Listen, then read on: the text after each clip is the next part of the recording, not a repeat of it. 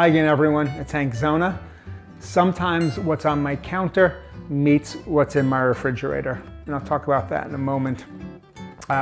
Wines sometimes stay open on my counter for quite a while, especially in the case of some dessert wines. This is a natural sweet wine from the south of France. It's known as Rive Salt. Rive Salt is made from Grenache Blanc.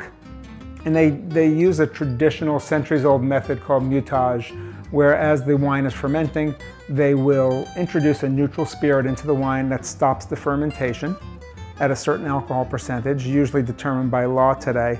So what's left is a sweet wine, a sweet fortified wine, if you will. Not quite as strong as a port or some brandies, but still with a bit more of a kick than a lot of wines have. So I opened this bottle quite a while ago. My wife had made this gorgeous coconut layer cake, and I thought this would be a nice accompaniment to it. But you know, wine doesn't always have to go with something that's picture perfect and beautifully made. Sometimes our tastes are a little bit more Main Street, if you will.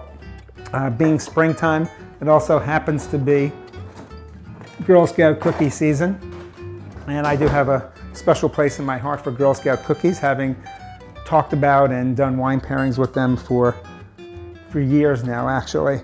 So these are Samoas, which was past, I think right past Thin Mints happen to be the most popular. And one thing about Girl Scout cookies when it comes to pairing wine, if you're really trying to pair them, they are sweet, they are intensely flavored.